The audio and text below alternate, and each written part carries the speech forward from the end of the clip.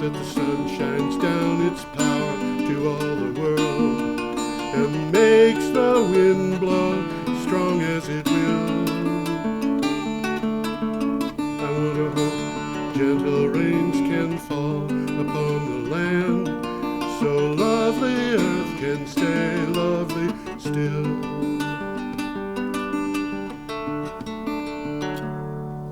Hello, ladies and gentlemen. Welcome to the 392nd edition of Energy Week. It actually is numbered 392, and it is the 392nd. I had to adjust numbers, as you know.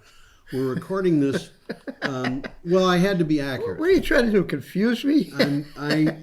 You succeeded. If I were trying to confuse you, you'd probably be a whole lot less confused. Anyway.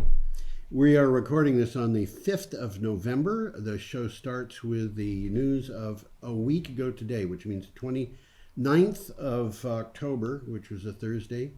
And we're going to start with Hurricane Zeta. Well, we're starting out with a picture. So we are indeed, but before we do, if you want to read these stories, you can go to geoharvey.com, which is the blog that I do every day, or BCTV puts up links to the site where Tom and I maintain our news for the upcoming week, and there's also a document file that has all the pictures. Well, there's a link next to each one of these things. Yeah.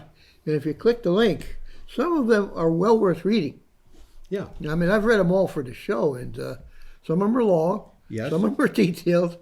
They're all good, but some of them are particularly good, almost mandatory. Yeah. Okay, we're going to start on the 29th of October with Hurricane Zeta. And let's put up a picture of Hurricane Zeta. There it is. We'll get a picture of that. Yep. And this particular article, there you go, comes from Cleantech. And it is called Hurricane Zeta or Zeta, third hurricane hitting Louisiana, fifth major storm, seventh evacuation as Election Day nears. Yeah. Well, Election Day's over, guys. Yeah, I guess it is. Well, it isn't really over yet. Well, no, I think... The voting's over, but the counting's not. The counting is not over yet. And there's a lot of people counting and they're getting different results. And the results are very much on the line here. In Louisiana, it's another day, another hurricane. That's what the author of this particular article said.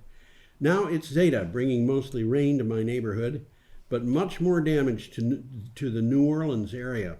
Tuesday is Election Day, and hurricanes tend to knock out power for weeks. Well, Zeta is from the Greek alphabet, not from the Roman alphabet, so it's not the last letter of the alphabet. It's only about the fifth or sixth. Alpha, beta, gamma, delta, epsilon, zeta. Something like that. The fifth in the Greek alphabet. So in any case, it's not as dire as I thought. I thought we were going through the whole alphabet. Man. Well, we have mentioned it before, but we went through all the names. Yeah. So now we're operating on the Greek alphabet. Yeah. They don't use every letter in the Roman alphabet. No, they don't. To name the storms. I'm not sure why. Anyway, this is Louisiana has been hit by one major hurricane, a total of 3 hurricanes, 5 named storms, and it has been threatened by 7 storms, 5 of which They've had a rough summer. For those 7 storms, they had to evacuate for all of them. Yeah. So there were people in Louisiana who evacuated 7 times. And if I was living in Louisiana, I'd seriously consider moving. Man. Yeah, okay. Well, let's see. In Louisiana, it's another day, another hurricane. Yeah. Now it's Zeta, bringing mostly rain to the author's neighborhood, but much more damage to the New Orleans area. Well, Zeta went right over New Orleans. Yeah, exactly over New Orleans. Now, there's an interesting video in this of Downs power lines. Yeah. And there's a lot of photos, so this is an interesting article to look up. Yep. Okay, our next one is also from Cleantech. Cleantech creates higher paying jobs. Millions of them. Yeah, millions of them. One of the really great side benefits of climate action is that it creates lots of well-paying jobs. But how many jobs? And how well do they pay? E2, which is a notation for environmental entrepreneurs, the American Council on Renewable Energy and Clean Energy Leadership Institute have answers. And the answers, of course, Tom, I think you probably have that right in front of you. I have a couple of things. Yeah? There's a report called Clean Jobs, Better Jobs. Yes. And it says that blue-collar workers can make about 25% more with a transition to the clean energy economy. Right. These are guys already working as blue-collar guys, and they're just moving where they're working, and they're making more money. Right. And it's quite a bit more money. It's a bit more money. 25% is a big raise. And the types of jobs they're talking about are solar installers, wind turbine technicians who make a lot of money. Wind turbine technicians. Especially if you hang by a rope. Well, that's a job I would not do. Huh? I would not do that Well, we job. featured a woman that does that. We did indeed. When I was a kid, I figured the worst job you could have was as a coal miner. Of course, I think coal miners were not paid all that well in those days. No, they weren't. That was before the days of, what was it, John L. Lewis and coal miner I strikes. think he was that kind of already on the picture when I was a kid, but miners did not have good jobs. Well, this debunks the Trumpian myths that solar and wind power aren't competitive, don't offer the same or better economic opportunities, and are not critical to the future. And as an aside, wind turbines cannot cause cancer. Are you sure? Well, that's what Trump told me. Yeah. He told me they cause cancer. Yes, I know. I don't know how they do that. Well, there's so much of this stuff that it goes online, and some of it is just hokum, and some of it is just misguided. But the wind turbines cause cancer. I think that's hokum. Do you know? I went out a year or two ago and bought myself a new cell phone. In fact, it's this thing, this smartphone. And the horrible thing about smartphones, the old flip phones were phones that were very convenient, but they gave you bad sound. Yeah. And now they have these things, and these things are bulkier and harder to hold than the old flip phones. The sound is just as bad, but they're augmented with systems that give you the functionality of a really terrible computer. Okay. So, I'm going through the stuff. I found that a bunch of them have got warnings in small print that you should not carry them in your pocket. I've seen those warnings. Yeah. And the reason is because they can be carcinogenic. That's a secret. You're not supposed to say that. Man, no, it says they can cause cancer. Yeah, right in the. I've read that. Well, here's a picture of some wind farms in Texas, or a wind farm in Texas. A wind I'll farm see if in I can Texas. get it up here Yep. by pushing that button and this button. Yep. Voila! This is also from Cleantech. It is that. Tremendously cheap. You're supposed to say that, or am I? No, you are. I'm supposed to say that. You're the one who reads. Tremendously cheap solar, wind, and batteries are to transform society. Rethink X forecasts. The ongoing theme in the energy industry is a sharp drop in solar power, wind power, and battery prices. But we ain't seen nothing yet, according to Rethink X. The cheap, clean energy just doesn't mean somewhat lower costs. It means disruption. Less disruption of the existing order. Yes. And I mean, the disruption is not disrupting everybody's lives. Exactly. This is disruption of the old paradigm. Yeah. Of base load power plants, and on top of that you have load following power plants and peaker plants producing power and sending it into the grid. Well, we've talked about it. We're going to talk about it again today, but the we grid is changing drastically. It is. The grid in 25 years will not resemble today's grid, with the only exception that they will be still carrying electricity. Well, I really wonder what's going to happen with the transmission lines. There will still be transmission lines, but not as many and not as large. And, yeah, I think you're right about that. We're going into a distributed grid. Yes. Where you're making energy all throughout your grid. Everywhere. Yeah. Instead of a couple of really large installations like at Niagara Falls. Yeah. We have a story later on about a building in southern Norway, which gets all of its electricity from the building itself. Yeah, we'll talk about that. We will indeed. Interesting. That can happen just about any place. Absolutely. So, And I'm sure it's happening now as we speak. oh yeah. Well, tremendously cheap solar, wind, and batteries are to transform society. I said this. Rethink X forecasts. Yeah, you did say it. We're up to Friday, October 30th. Well, did you read that? I read it. Yeah. Disruption, yeah. Well, there's a quote from the article. Oh, okay, good. By 2030, electricity systems comprised entirely of solar, wind, and batteries can provide both the cheapest power available and 2 to 3 times more total energy than the existing grid in the continental United States. Right. In other words, And in most populated regions globally, yeah, bankrupting coal, gas, and nuclear power companies. right, There's some big changes coming. right. Incidentally, there was a thing that came into my inbox this morning from, I forget what, I think it was somewhere in the Department of Energy in the United States. The amount of coal mined in the United States in the first, I think, 9 months of this year, 6 months of this year. So It's got to be going down. It's down Drastically. 30% from last year. I can believe that. I That's- would expect that's- even more. That's a heavy drop. I mean, Absolutely. a lot of people going out of work in that industry. Okay, Well, we're up coal to. mining has traditionally been a rather large segment of the economy. It was huge at one Yeah. time. I mean, there were 800,000 coal miners in the United States. Now there's less than 40,000, I think. Wow. So it's a huge drop, but that goes back 100 years. Well, let's move on to Friday, October 30th. Good idea. Renewables dominate as demand shows strong recovery across Europe. This is from Power Engineering International. In Europe, with demand increasing, this is increasing after the drop from the COVID-19 pandemic coming along, renewable energy was the largest source of electric generation in for the sixth quarter in a row. So it's started this a year and a half ago.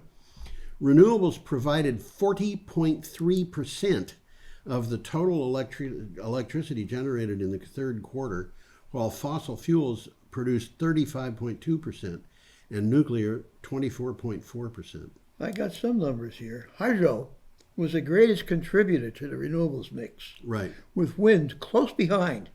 Yes. Nuclear remained 15% lower than 2019, and fossil fuel generation fell by 4%. I would have expected it to fall by more than that. Well, these things, some of them, They're time related. yeah. Well, we got another picture coming up. We kind do of a indeed. pretty picture, too, isn't it? It would be a pretty picture if it weren't. So dark. Well, it's kind of horrible. This is also from Cleantech. The picture is a wildfire at Glacier National Park. Trump fires NOAA's chief scientist in fear of fifth national climate assessment. They explain a little bit about what's going on. there. NOAA is the atmospheric and ocean. Ocean and atmosphere. National Ocean and Atmospheric Administration. It's commonly called NOAA. Yeah. Craig McLean, NOAA's chief scientist, has been forced out from his business position by Eric Noble, a former White House policy advisor who has just been appointed NOAA's chief of staff. And at issue was NOAA policy banning manipulating research or presenting ideologically driven findings. In other words, He's saying the wrong things. they wanted him to say things Yeah. because of ideology, and he said, "No, Politics. I can't do that. Yeah. Our policy says we can't do that." Well, Trump has installed a new political staff which questions accepted facts about climate change. Okay, that's what's going on. Yeah. All internal and external communications must be approved at least 3 days before being issued. Wonder why they're doing that. Well, this is there's a name that I'm sure you recognize of an old, still exists, old Russian media office called Pravda. I've heard of that. Yeah, Pravda means truth. Yeah. And this is what's taking over in the United States. Your truth doesn't fit with my ideology. So your truth is out the window, and my truth is what's coming in. I'm sorry. It makes me very upset.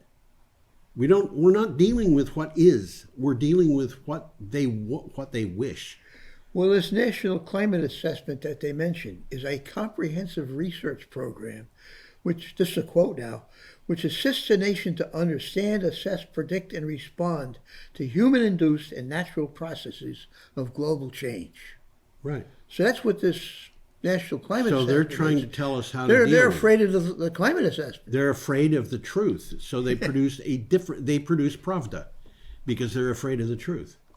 That's interesting. Yeah. Now Well, let's boy, we're getting a can. lot of stuff from Cleantechnica today. Our Yeah, next we got item another is one coming up. also from Cleantechnica.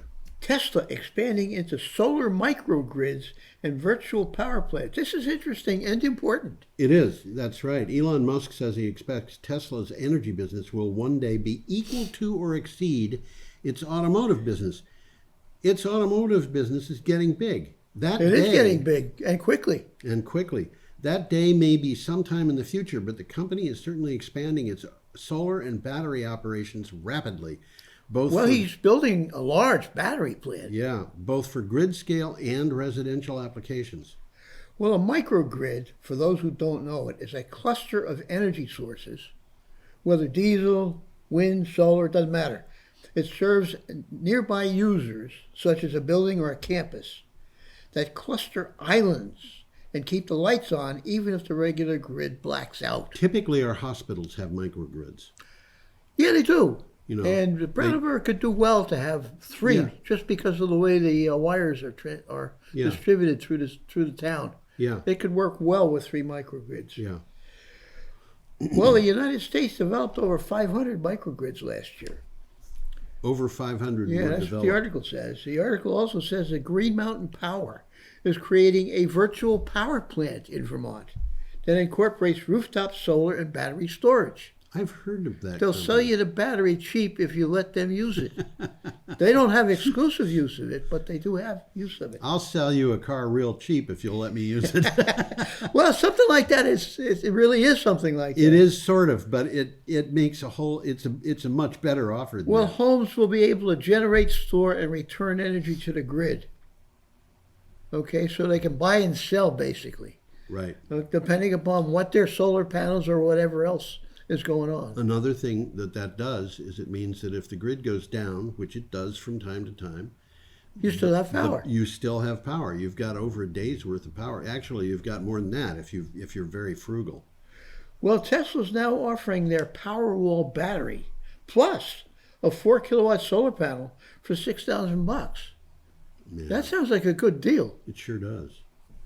That's Okay. $1.50 a watt, by the way. Yeah, it's $1.50 a watt, but the electricity that it produces is a whole lot cheaper than $1.50 a kilowatt hour. Well, we're talking watts versus kilowatt I know hours. it's like talking oranges in the truck Yeah. that carries them. You know, it's I'm saying that because I want people to understand when you say $1.50 a watt. That's not a kilowatt hour. No, it's not, and it's something. And even if you say Well, what is $1, potential? if you say $100 per kilowatt hour, you're talking about a battery. Yes, and it's a different meaning. And Totally it's- different you kind just of. have to be It's the careful same with- thing. It's a kilowatt hour, Right. but it means something very different. It's kind of like efficiency. Whenever I hear people talk about efficiency, I always say, you don't really know what efficiency is unless you know what it is. You got to define it. You have to be really careful with it. Well, we got a picture coming up. We here. do indeed, and I'm it's a trying to get it up picture here. that I find kind of interesting, and most people are going to look at that and say, Well, "What?" that is a Chevy Bolt drivetrain. Which happens to be in a 1977 K5 Blazer. And this is also from Cleantechnica. Chevrolet Electric Connect and Cruise package to debut at the SEMA 360, whatever SEMA 360 is. Well, I don't know what seems. It's a conference of some sort. Right. Do you have a great old car with a great old car with a bad old engine? The performance people at Chevrolet see the value of an engine swap and created a whole new business unit called Connect and Cruise with its mission to make converting a gas burner to EV as close to plug and play as possible. Well, originally, Connect and Cruise offered internal combustion engines. Right. Okay, but now they are offering electric conversions as well, using brand new Chevy Bolt drivetrains. And the Bolt is an all-electric vehicle. And you know, as we were talking about this, it occurs to me that the automotive industry would have a very, very strong reason to back a Green New Deal. If that Green New Deal says we're going to get rid of internal combustion engines because they either have to build cars or they have to build these units to replace what's in the cars now. And it's going to make them very busy for a while. Oh, yeah, for sure. Yeah. Well, the internal combustion engine as we know it is on its way out. I mean, you could just look at the numbers. Yeah. It's a bad deal now. Right now it is. Yeah.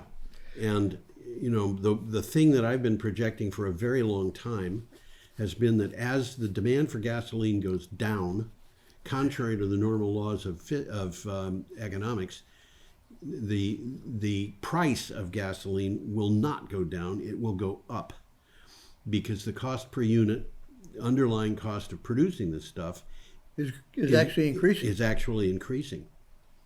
So well, we got a nice picture coming up here. we do, and this picture makes me think of It's soup. confusing because it looks like an airplane and it's not. Yeah, it makes me think of soup.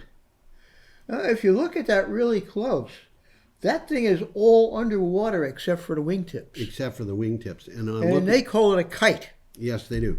And I look at that thing and I see the word that's on the top, and it reads to me in my kind of addled brain as minestrone. Oh, well. Well, they call it a tidal kite. Yes, this and is the from article says Ministo. Wonder where they got that name. I don't know. Advances the Faroe Islands tidal kite. I understand. This is kind of a pilot project, but it's a good one. I understand that the president of this company is a berserk Italian cook. Okay, I have to take that back. I don't have that understanding. He's not berserk. He's not berserk. I don't think it's an Italian cook. I just can't get minestrone out of my mind when I see that picture. Swedish marine energy developer Ministo is working on to commission its DG100 tidal power project in the Faroe Islands, having verified the system's most important operating functions. Ministo said it has also verified procedures for safely installing and recovering the power plant from the sea. Well, just to clarify, a tidal kite is an underwater turbine system that converts tidal energy into electricity by, quote, flying through the tidal stream. The kite is tethered by a cable to a fixed point. Right. If you were able to see that picture, where did it go? It There flew it is. away. If you were able to see that picture from underneath, hanging beneath that thing that looks like an airplane is a turbine. Yes. And now we go from that to another thing. This is a similar deal, but it looks a lot different. Yep. Let's get a picture of that. This is from Renewable Energy magazine. And here's the picture. These two, you know, I was going through trying to pick up the news. I look at maybe 400 articles in the course of one day. Maybe, well, fewer than that, maybe 350. But I looked through this, and these two articles were right next to each other. It was really kind of shocking in a way. This is, as I said, is from Renewable Energy magazine. We'll have to explain what that picture is. I'm not sure what it is. I can tell you what it is. Well, there's three ways you can recover energy from the ocean. Okay. One is the rise and fall of the tide, like happens in New Brunswick. Right. Another was by the flow of the tide. Yes. And I forget what the third one is. Waves that go up and down. The waves that go up and down. That's what this is. And the waves going up and down can give you energy in various ways. They can give it to you because they're going up and down. They can give it to you because they tilt things. And tilting back and forth has got its own kind of energy. And they flow. Yeah. So, what do you got for a title? Renewable Energy magazine. Echo Wave Power enters a MOU. You have to tell us what an MOU is. I will happily do regarding that. wave energy array in Vietnam. All right, this picture is not Vietnam, I don't think. But EchoWave Power announced that it had signed an agreement. The agreement is an MOU, which is a Memorandum of Understanding, with M-Smart Future Technology on development of a 50 megawatt wave energy array in Vietnam. That's a good size. It is. After an in-depth feasibility study, the companies will work on a joint venture in Vietnam. Now, what's happening there? You've got the picture up. We can talk about that. What's happening there is that you've got what looks like it's a wharf or something like that, and it's got on each side 4 of these things. And if you look about the middle of them, it looks like they've got hydraulic systems with pistons. It looks like they go up and down. They go up and down. That's exactly right. As the wave lifts them, that puts pressure on the system that they've got. And I don't know what's actually moving around inside that. No, but something is. But something is, and that is actually producing energy. So as the waves go by, they lift these things, they allow them to fall back again, and there's a huge amount of energy in the ocean. Absolutely. Right. Well, I've read just the East Coast alone has enough potential to run the entire United States. Wave energy. I don't know about wave energy, but offshore energy. Offshore energy. Yeah. Whether it's waves, whether it's turbines, whether it's wind. I would think that it would run more than just the United States. Well, I'm sure it will. But it will run the United States. Yeah. Probably Canada too. Maybe half of South America. Right. I don't know. Well, we got a picture of a Boyd coming up. Of a Boyd? A Boyd, yeah. It's a Boyd. It's a plane. No, it's a Boyd. As a matter of fact, it's a ruffed grouse. It's a ruffed grouse. I came across one of these things driving in a car. A ruffed grouse? A ruffed grouse. You say hi? Well, sort of. I had some kids in the car, and I was showing them Jockey Hollow, which is a national park area in New Jersey. And we were driving through this kind of backwoods path that goes through the national park, and there was a ruffed grouse in the middle of the road. That's about the size of a small chicken. This guy, I think, it's much bigger than a robin. Oh yeah, it's the size of a chicken, and the guy that we came across did not feel like giving way for my car, so he stood there and stomped and spread his tail feathers out and looked like a turkey. They spread their tail feathers out, and the kids were really excited about it. I bet that was an experience. Yes, that was cool. Yeah.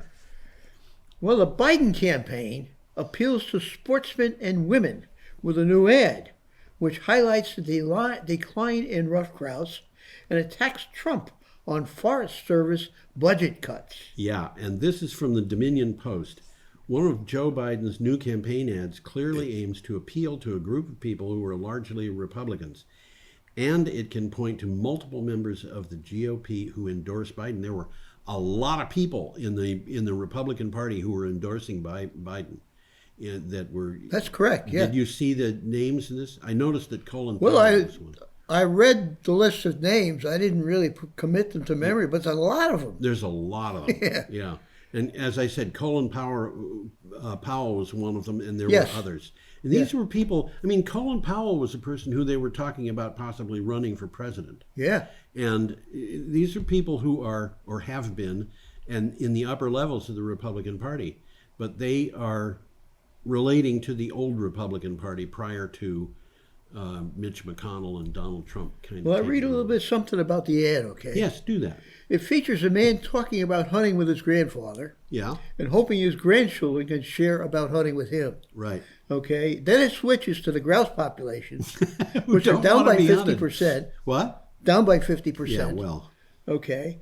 And then he states that the effects have been accelerated by climate change. Yes. Then the ad goes after President Trump, who has proposed to cut $278 million from forest management. Now, this is something that really kind of infuriates me. Donald Trump has said over and over and over again that the reason why there's all the forest fires in California and other states in the West is because of bad forest management. and he is cutting, he's cutting forest management costs. Well, those forests that are burning down, in some states they were over 50% federal. In California, in some states there were 100% federal that they were the land that they were burning on. This is a lot of land. It's burning. A lot of land, and you want to blame somebody? According to Donald Trump, it's the fault of the manager, who is Donald Trump. Well, let's move along here. Let's escape that. We're back to an interesting one here. Clean Technica. That one was from the Dominion Post, in case I didn't say it. I shouldn't be switching photographs because... Well, we don't have a photograph for this one yet. No, we don't, not yet. The French government puts U.S. gas imports on ice. This is fascinating. Absolutely fascinating to me. This is from Clean Technica also.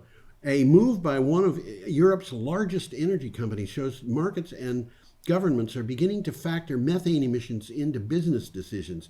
France's Engie ended a commitment to a long-term $7 billion liquefied natural gas import contract with Next Decade Corp. This is interesting. We're not going to be able to export natural gas.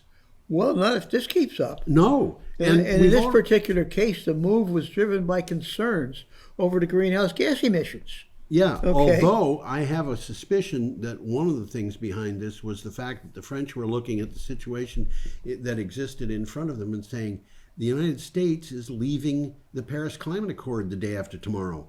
That's what they said. And, why should we... I think that it's possible that Donald Trump has basically put us into a position where his trade war with China cannot succeed because he's made so many enemies. You need to have friends if you're going to win a trade war. And he's got so many enemies. The Europeans are not... I mean, here it is, France. $7 billion in the United States. Let's nix that. Yeah. Trump change. Yeah, that's right. Trump change. Okay, should we go on or do you have more? Yeah, I think we can. I got more, but let's move on. Okay, we've got a good picture here. Coming up here. This picture is from India, and they're burning rice stubble. Yeah, and I had to figure out what stubble was, but it's what you think it is. Yeah. Well, stubble, this is what they said. It's the short stalks of grain or hay remaining on a field after harvesting. Right. Okay. And, well, I'll read the article, read the beginning. Good. Renewable energy startup working on a sustainable solution of stubble burning. What they've been doing is just setting fires to this stuff. Yeah. This is from Yahoo India News. A renewable energy startup, Verve, works on ways to convert stubble into a substantial source of income and energy for farmers in parts of India. In a video, co-founder and CEO Suvrat Khanna, something like that, talked about a solution to a cause of severe pollution. When they burn this stuff, it makes a lot of smoke, and the smoke is... Well, that's what the picture shows. Yeah. The video smoke just is shows not smoke. Fun for your lungs. Exactly. And what they're doing when they burn it is they're trying to clear the field so they can go in and plant new crops of rice. Well, what they said here is interesting. Verve, the company they talk about here, aims at connecting farmers with energy producers to create biomass energy. Right. They give an example they associated with a sugar mill. Right. Which has an existing power plant burning the sugar stalks. But they're going to put this stubble in with the sugar stalks because it's there already. Yeah. I think they're smart. I think they're using available resources. Exactly. And by the way, they're helping clean up the air. Exactly. Okay, we happen to be on Monday, November 2nd now. We are. And we have an another item here picture from coming up here. BBC News. And the picture's up already. This is the... How did that happen? I pushed a button. That's the Beatrice offshore wind farm. Just for anybody who's interested.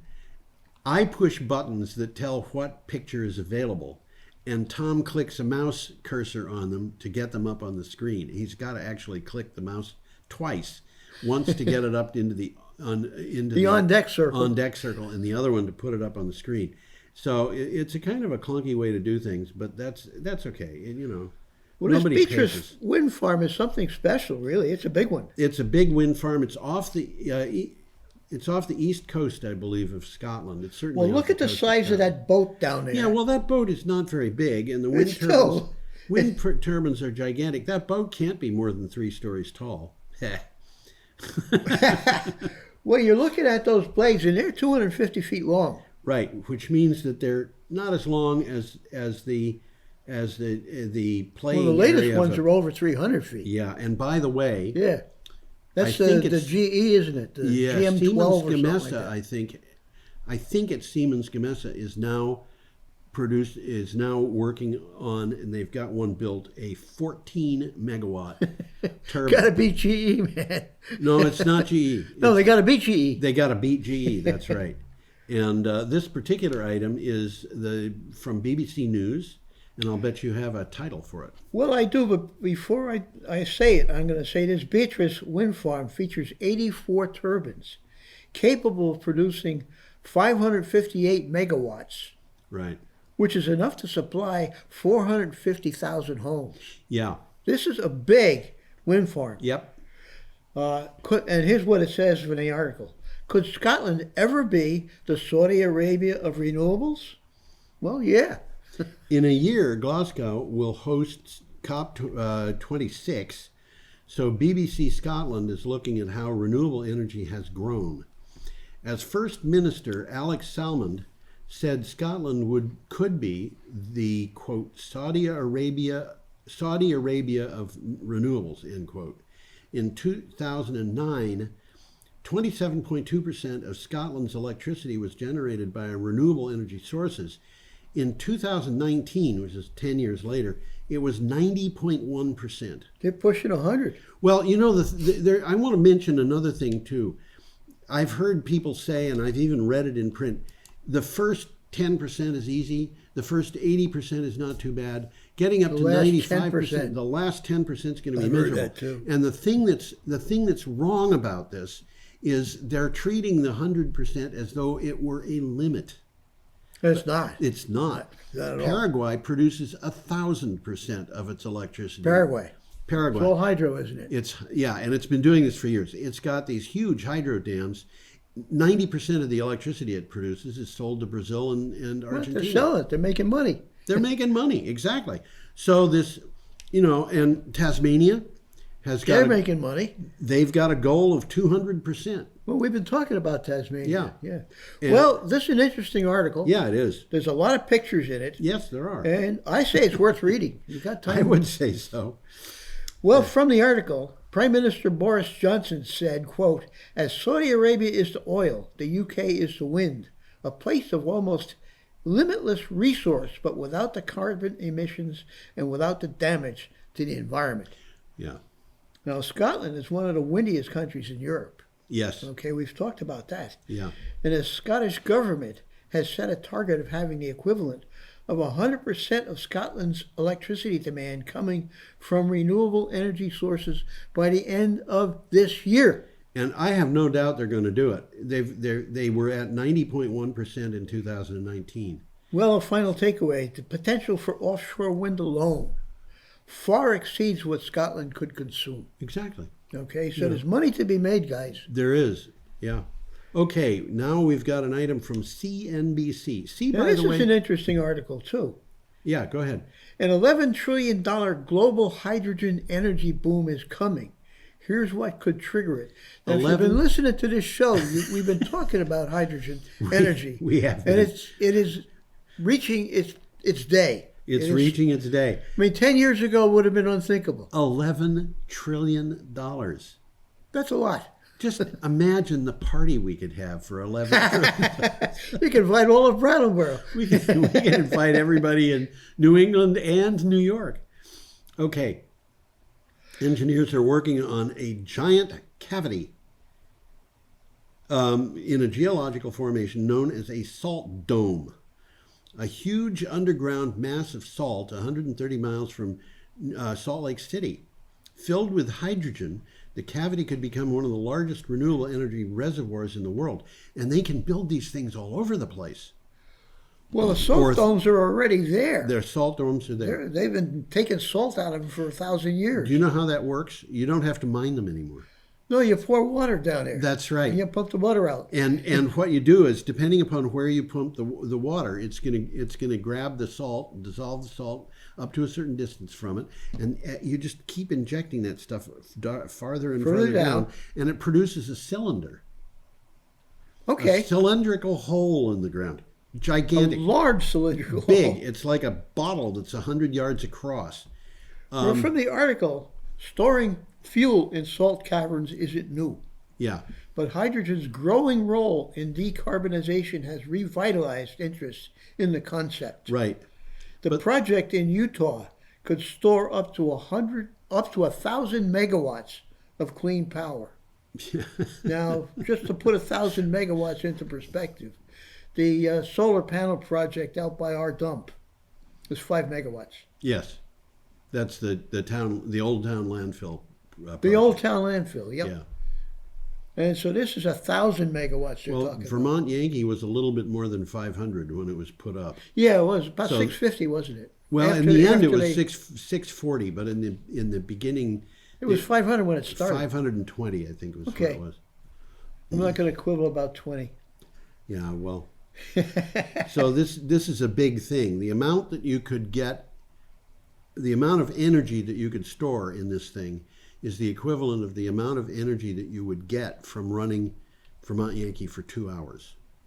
Is that so? Yeah, well, it's 1,000 megawatts as opposed to 500 megawatts Yeah, for 2 hours. yeah, right, absolutely. So, Absolutely. okay, Well, we got a picture of a Tesla Model 3 coming up. we do. And there it is. And let's get it up there. There it is. And this also is from Cleantech. You'll notice that on the back left panel of that car, there's a thing that says Cleantech. Is that what it says? Yeah, that's what it says. It's a Clean Technica car. It's a Cleantech. Oh, I can see it now. I'm yeah. looking at my computer and it's too small, Yeah. but I can see it there. Yep. Clean Technica. So it's their staff car. I think it is. Or I'm one not of them. sure. Well, Joe Biden aims to improve U.S. EV tax credit and restore it for Tesla and GM. Now, Tesla and GM. Well, I should read this before I comment. If elected president of the United States, Joseph R. Biden would do a few things for the electric vehicle industry. He has talked about helping get a massive number of EV charging stations around the country, but he also has tax proposals on the wish list.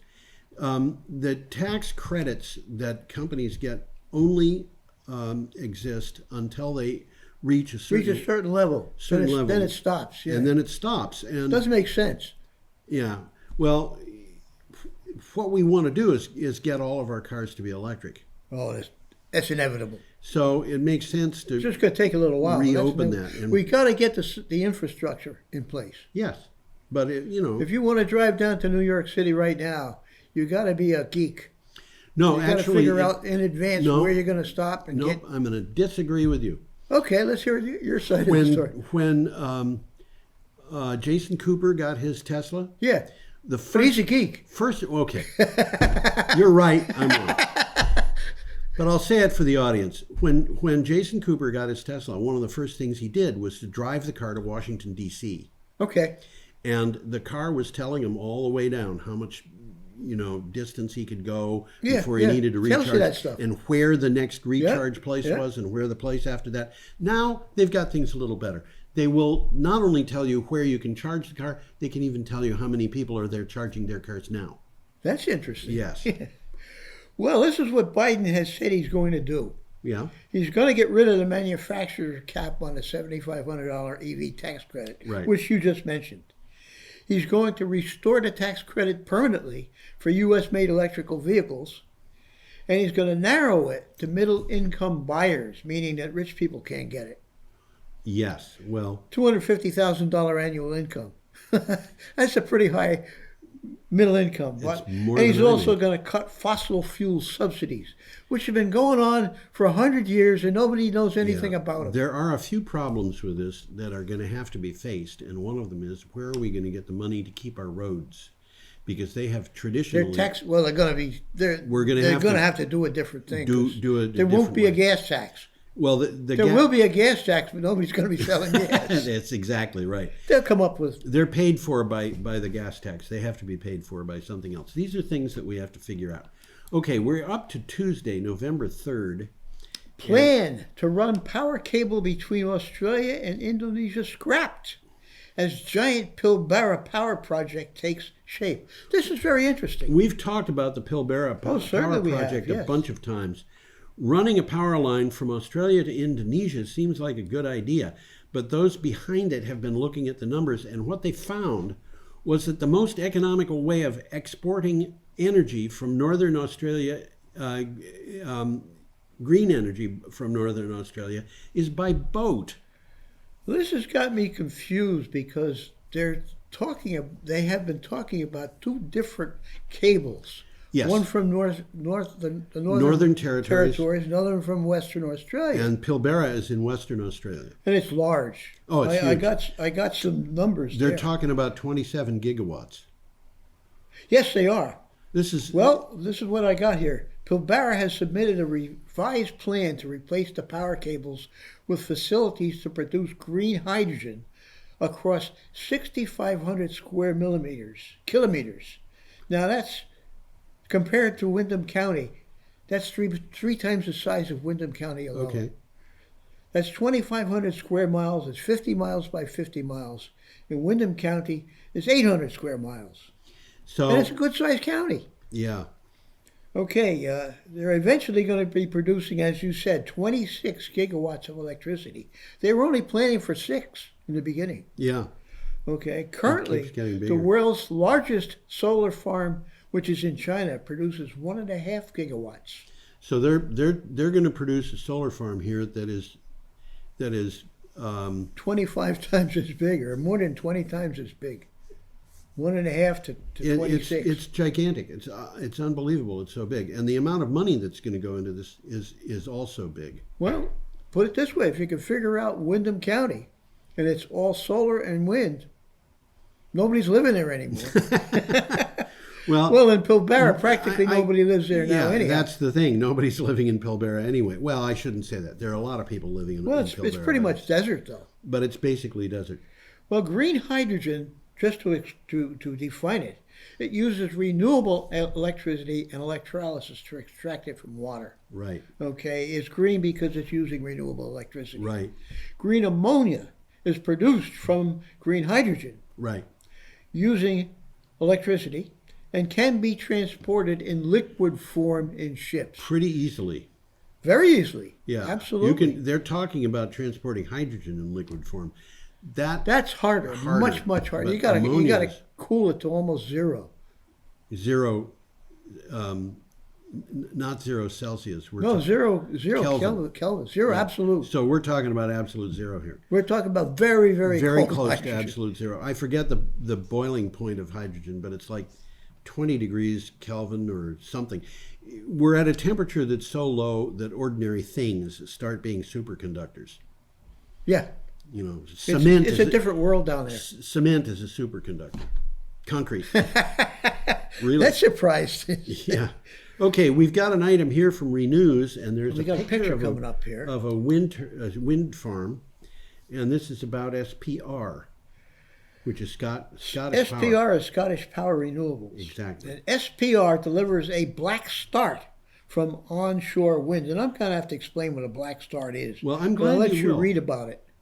Yeah, do that. In what is believed to be a global first, Scottish Power Renewables used energy from an onshore wind farm to re-energize part of the power grid.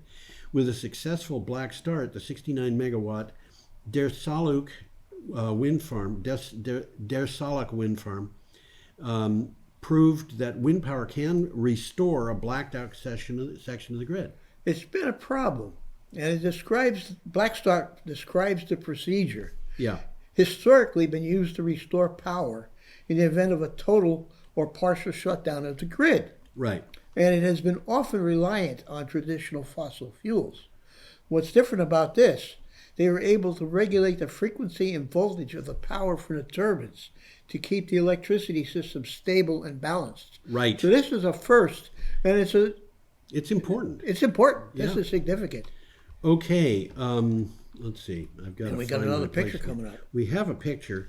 This is Typhoon Goni, and the article is from Grist, and I could not help put this in.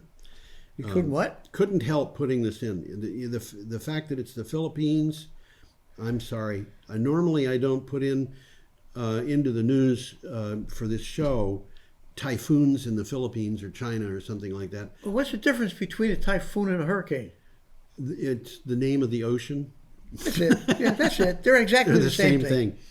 So this is from Grist. What do you have for a title? Typhoon Goni, or Goni. Yeah. The year's strongest storm slams into the Philippines. We've had all these storms in the United States, and here is the year's strongest. While the United States Gulf Coast sets records for storms, the Pacific Ocean is dealing with its own superlative weather worries. Typhoon Goni slammed into the Philippines on Sunday with peak winds of nearly 200 miles an hour. That was 1 mile an hour short. Man, killing at least 20 people. You can't stand up in that kind of wind. No, you can't. Displacing more than 350 people. An F5 hurricane is 157 miles an hour. So this is 43 miles an hour faster than the minimum speed of an F5. And an F5 is pretty bad. F5 means any house that isn't flattened is really exceptional. So we should probably keep going, but that... Well, this is from the article. It was the Earth's most powerful storm of 2020. Right. Tens of thousands of homes were destroyed. And with a 16-foot storm surge, 90% of buildings sustained some form of damage. Yeah. This was a baddie. This was bad. We're up to Wednesday, on November 4th, with an item from The Hill. U.S. officially exits Paris Climate Accord. The U.S. has left the Paris Climate Accord. Officially, the withdrawal set in motion with a letter from President Trump exactly 1 year ago caps a long-promised move from the president and leaves the U.S. as the only country in the world to withdraw from the landmark Paris Climate Agreement. And you know what, Tom? What? That means we don't have a seat at the table. That's exactly what it means. When the world negotiates this stuff, that's exactly what it means. We aren't there.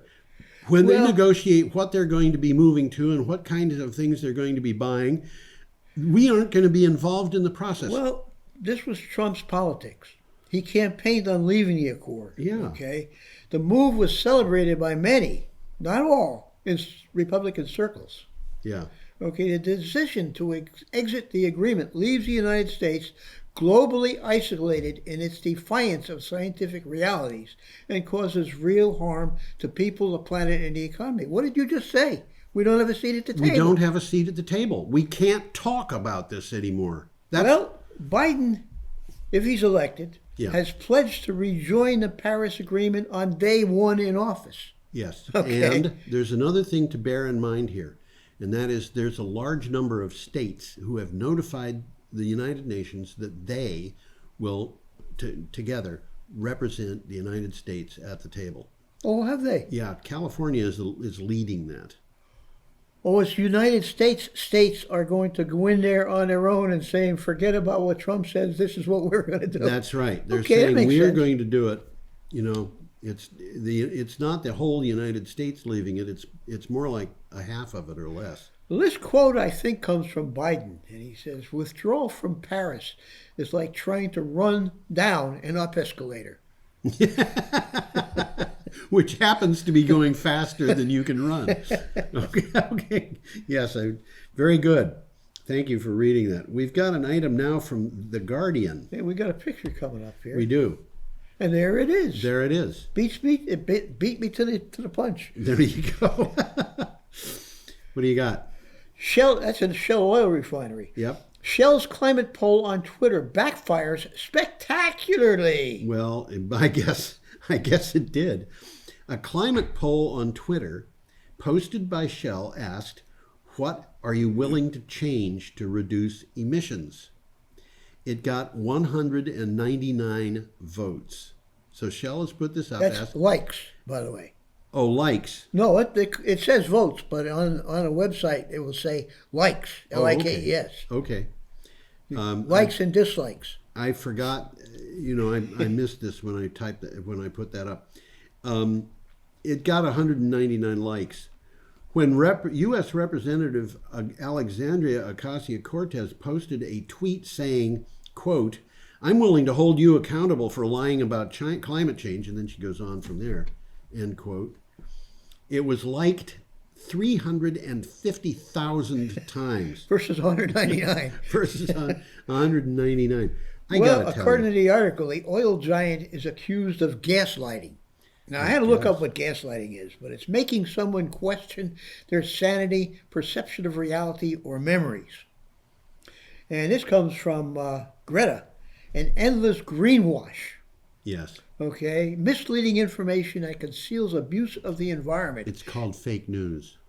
It is. Yeah. Well, as it says, misleading information that conceals abuse of the environment in order to present a positive public image. But yes, fake news. Right. That's exactly what it is. They want to keep selling oil. They don't want to have to change their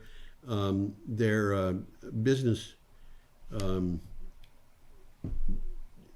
plan in order to sell oil. They don't want to move into a new kind of business. And as we've said on this show, they've known about this for a very long time. Yeah, actually, a very long time. I mean, when I think about it, it was Lyndon Johnson who had a bunch of scientists come into his office one day and say, Mr. President, we've got a problem, and described the climate to the president. That's interesting. Yeah. I don't remember Lyndon that. Johnson.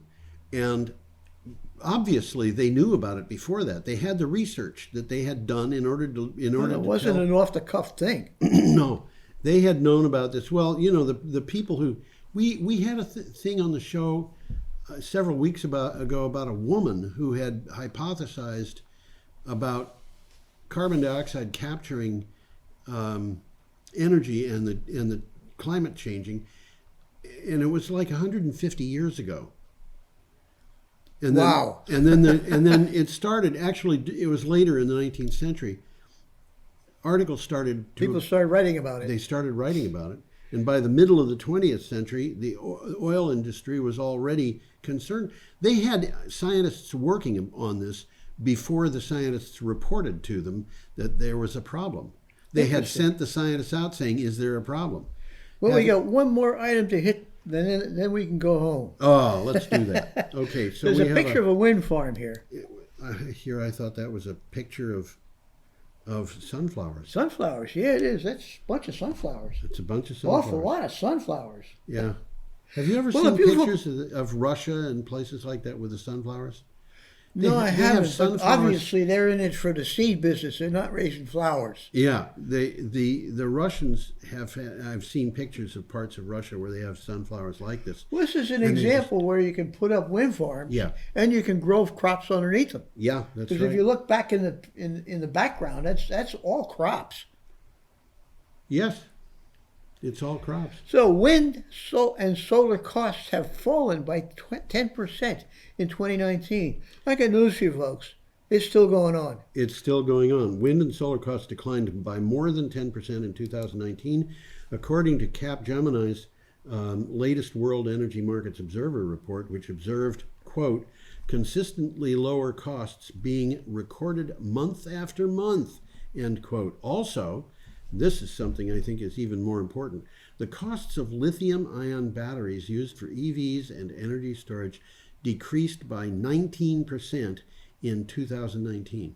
Well, we've already talked about this several times. But it just keeps going on. It will for a while. Now, a significant drop in consumption due to COVID-19 has led to the largest reduction of greenhouse gas emissions since World War II. But that's an artificial situation. Emissions are expected to continue decreasing in 2020, and due in part from a shift from coal to gas from coal to gas. Yeah. Okay. Renewable growth and energy efficiency improvements. That's also the shift. Yeah. Okay. Emissions will likely rise again as the world recovers from the pandemic. Emissions will rise again, but a lot of countries are planning on using this pandemic and the business of resetting their economy to work better after the pandemic. They're using that to switch to renewables. They have an example to follow. Yes. And they're saying this can be done. Yeah. And the decline in batteries, 19%. We've talked about natural gas plants that are being torn down when they're not at the end of their lives in order to be replaced by batteries. Well, we've seen some interesting developments in batteries here on this show. We've thought there's stuff going on there and we have no idea. Yep. You know, some guy working in his backyard or his garage suddenly comes on something that's revolutionary. And it's happening as we speak. That happens. Time to say goodbye. I think we'll get us both in this picture here so we can both say goodbye, right? Yep. And we're wishing you a magnificently jovial week. We really are. Come back next time. Well, it will be jovial.